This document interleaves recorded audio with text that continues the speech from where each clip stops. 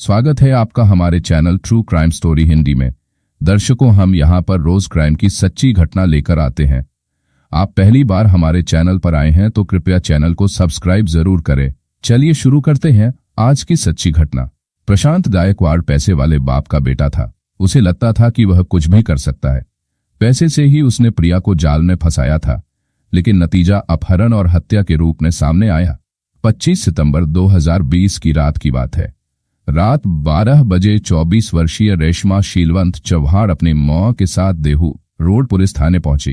रेखा शीलवंत मुंबई से 105 किलोमीटर दूर पूना शहर की रहने वाली थी। उनका घर आदर्श कॉलोनी में था।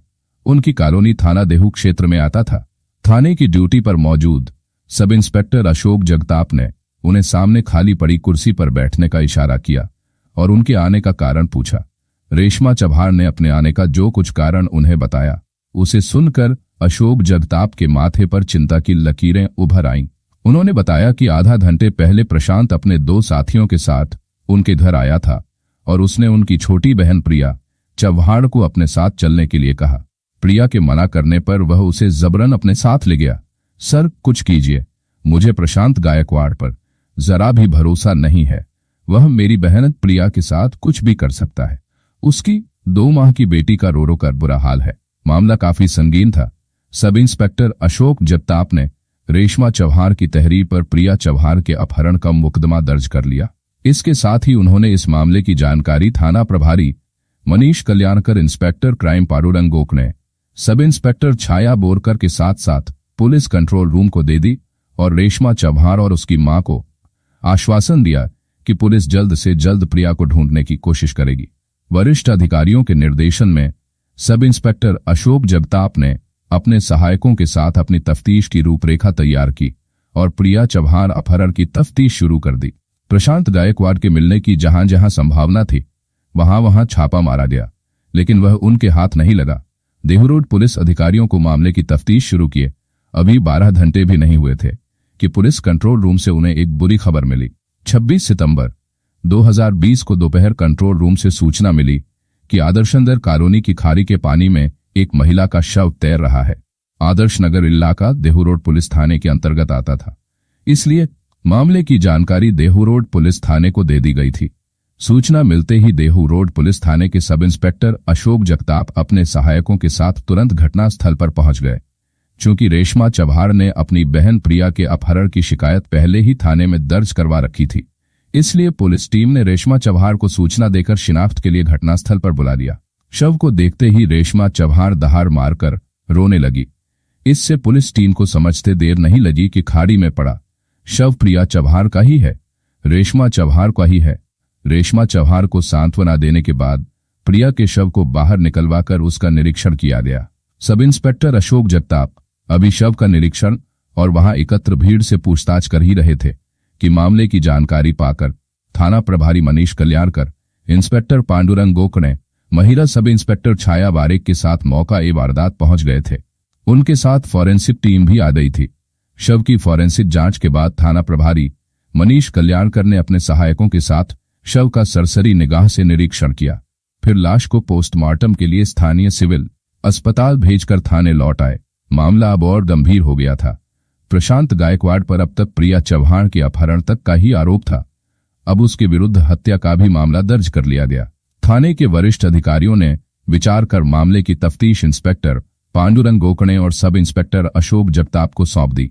सब इंस्पेक्टर अशोक जगताप इसकी तफ्तीश पहले ही कर रहे थे, लेकिन प्रशांत गायकवाड़ उनके हाथ नहीं आया था। फिर भी वह निराश नहीं थे। उन्हें अपने मुखबिरों पर पूरा भरोसा था। 27 सितंबर 2020 को उनके एक मुखबिर ने बताया कि प्रशांत गायकवाड़ आज रात 3 बजे के आसपास पूना थरगांव के डांगे चौक पर अपनी पत्नी और बच्चों से मिलने के लिए आने वाला है। सब इंस्पेक्टर अशोक जगताप ने इस बात की जानकारी अपने वरिष्ठ अधिकारियों को दी और अपना जाल बिछाकर प्रशांत गायकवाड़ को हिरासत में ले लिया। पुलिस हिरासत में प्रशांत गायकवाड़ प्रिया अपहरण और हत्या के मामले में अपने आप को निर्दोष बताकर पुलिस को गुमराह करता रहा, लेकिन पुलिस की सख्ती के बाद वह ज्यादा देर न टिक सका। उसने अपना अपराध स्वीकार करते हुए प्रिया के अपहरण और हत्या के बारे में जो बताया वह काफी हैरान कर देने वाला था। सूर्यकांत गायकवाड़ की गिनती पूना शहर के एक प्रतिष्ठित और संपन्न किसानों में होती थी। पूना शहर के देहू रोड पर शानदार बंगला और शहर के बाहर उनका एक फार्म हाउस था, जहां उनकी अच्छी खासी काश्तकारी थी। बंगले में सुख सुविधाओं की सारी चीजें मौजूद थी। उनका बेटा प्रशांत बंगले में अपनी पत्नी और बच्चों के साथ रहता था। 35 वर्षीय प्रशांत गायकवाड़ स्वस्थ, सुंदर और महत्वाकांक्षी युवक था। वह सूर्यकांत गायकवाड़ का इकलौता और लाडला बेटा था। उसे किसी चीज की कोई कमी नहीं थी। प्रशांत की शिक्षा पूरी होने के बाद उन्होंने थरगांव डांगे चौक पर रहने वाले अपने एक रिश्तेदार की बेटी से उसकी शादी कर दी थी। समय के साथ वह 2 बच्चों का पिता बन गया। घर में सुंदर सुशील पत्नी होने के बावजूद जब वह किसी शादी प्रोग्राम था, पार्टी में किसी संजी सुंदरी युवती को देखता तो उसके मुंह में पानी आ जाता था और वह उसे पाने के लिए आतुर हो उठता था। उसके पास पैसों की कोई कमी नहीं थी। 20 वर्षीय प्रियशीलवंत चव्हाड़ जितनी सुंदर और खूबसूरत थी, उतनी ही चंचल आधुनिक सभ्य समाज की युवती थी। वह किसी से भी बेझिझक बातें तो करती थी, लेकिन अपनी मर्यादा में रहती थी। उसकी बातें हर किसी को मोह लेती थीं। उसके पिता की मौत हो चुकी थी। परिवार संपन्न था। वह अपनी बड़ी बहन रेशमा और मां के साथ रहती थी। सजी संवरी प्रिया को प्रशांत गायकवाड़ ने अपने एक दोस्त की शादी के समारोह में देखा था। प्रिया की खूबसूरती देखकर प्रशांत गायकवाड़ उसका दीवाना हो गया। प्रिया शादी समारोह में जब तक रही, प्रशांत गायकवाड़ की निगाहें उसका पीछा करती रहीं। प्रिया और उसके परिवार से प्रशांत गायकवाड़ का परिचय उसके दोस्त ने करवाया तो प्रशांत प्रिया के करीब आने की कोशिश करने लगा। शादी समारोह खत्म होने के बाद प्रशांत ने प्रिया और उसकी मां बहन को अपनी कार में लिफ्ट देकर उनके घर छोड़ दिया।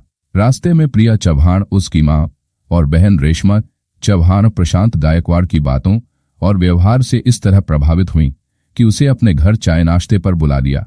प्रिया और उसके परिवार वालों के इस प्रस्ताव पर प्रशांत गायकवाड़ के मन में लड्डू फूटने लगे। प्रशांत गायकवाड़ यही चाहता था।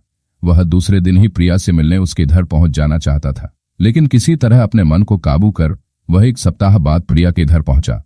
यह संयोग ही था कि उस समय प्रिया घर में अकेली थी। प्रशांत गायकवाड़ के लिए यह समय सोने पर सुहागा था। उसे ऐसे ही मौके की तो तलाश थी। प्रशांत ने प्रिया से अधिकतर इधर उधर की बातें की और अपने आप को अनमैरिड बताकर प्रिया का मोबाइल नंबर ले लिया।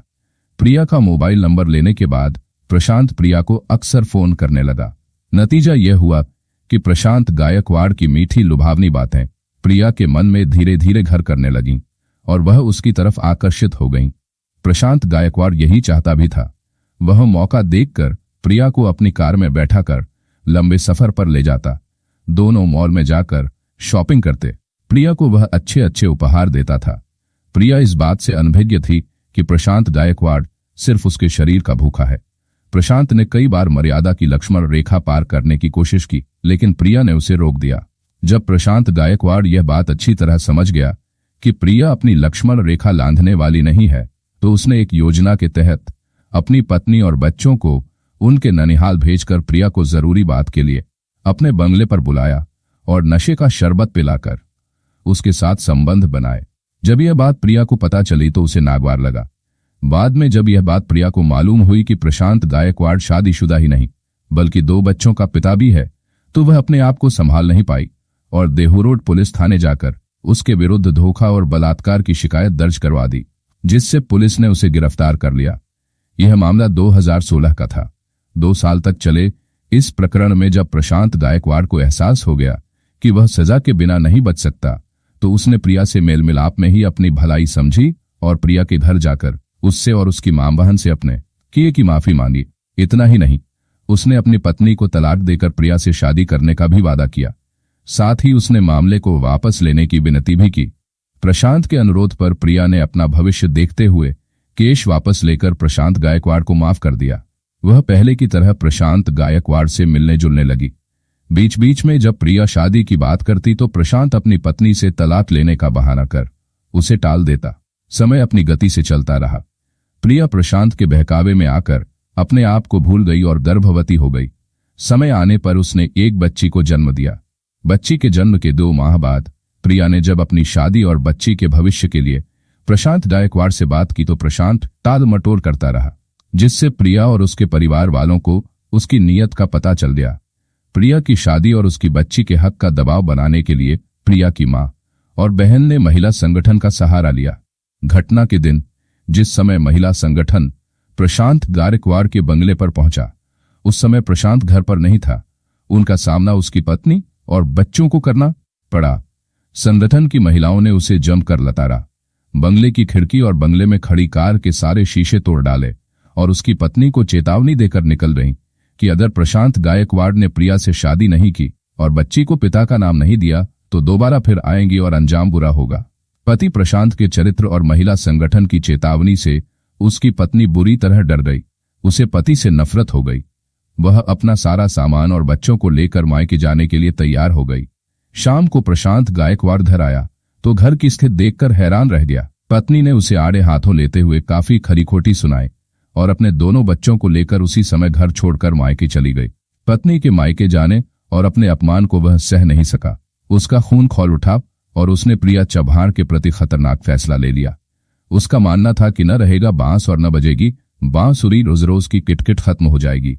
अपने फैसले के अनुसार प्रशांत गायकवाड़ ने अपने दो दोस्तों विक्रम रोकड़े और अभिजीत दड़े को अपनी मदद के लिए बुलाया और उन्हें अपने साथ लेकर रात को प्रिया चव्हाण के घर जा पहुंचा। दोस्तों के साथ वह प्रिया को उठाकर आदर्श नगर कॉलोनी की खाड़ी के पास ले गया। उसने प्रिया चव्हाण का गला दबाकर पहले उसकी हत्या की और पहचान मिटाने के लिए वहां पड़े पत्थरों से उसके चेहरे को विकृत करके खाड़ी के पानी में फेंक दिया। इसके बाद वह फरार हो गया। प्रशांत सूर्यकांत गायकवाड़ से विस्तृत पूछताछ करने के बाद जांच अधिकारी अशोक जगताप ने उसके खिलाफ अपहरण के मुकदमे में धारा 302, 201 और 364 और जोड़ दी। बाद में उन्होंने उसकी निशानदेही पर उसके दोस्त के ठिकानों पर छापा मारकर विक्रम रोकड़े को तो अपनी गिरफ्त में ले लिया, लेकिन अभिजीत दड़े पुलिस टीम के पहुंचने के पहले ही फरार हो गया। प्रशांत, सूर्यकांत गायकवाड़ और विक्रम रोकड़े को पूना के मेट्रोपॉलिटन मजिस्ट्रेट के सामने पेश करके यरवदा जेल भेज दिया गया। दोनों अभियुक्त जेल में हैं। मिलते हैं दर्शकों एक और सच्ची कहानी लेकर। तब तक अपना ख्याल रखें और जुर्म के खिलाफ लड़ने की मुहिम में हमारा साथ देने के लिए कृपया चैनल को सब्सक्राइब और वीडियो को लाइक जरूर करें। जय हिंद।